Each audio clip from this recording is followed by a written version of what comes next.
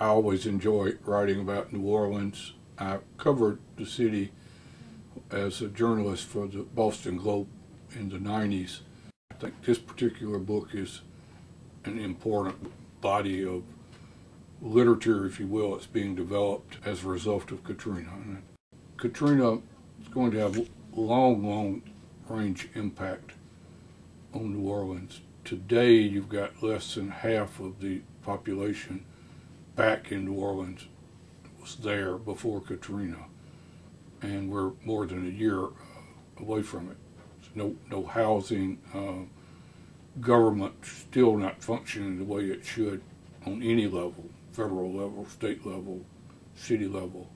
The biggest problem, I think, is the housing situation.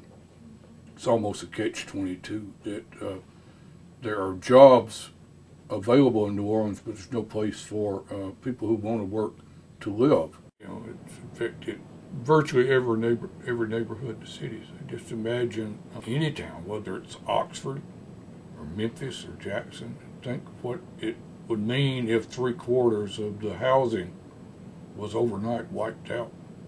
What does that do to a society and population? That's what's happening in New Orleans. 3/4 of the people no longer have homes.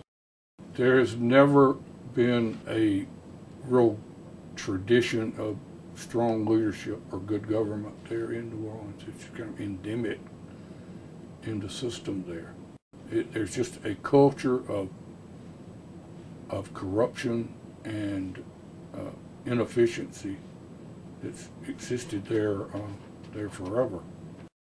For months and months after the storm, the city had thousands of abandoned cars. There were some salvage companies, a couple of salvage companies put in bids, told the city of New Orleans, we'll pay $100 a car.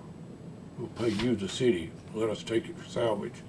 The city rejected those bids and instead gave a contract of several $1 million to some private contractor to do it. Just outrageous. It's classic New Orleans government at work.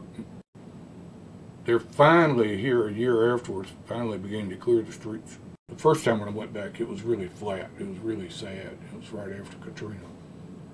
Real depressing. And the last time I went, the spirit's back among the people who were there, black and white. Hey, this is our city. We're going to make it work. So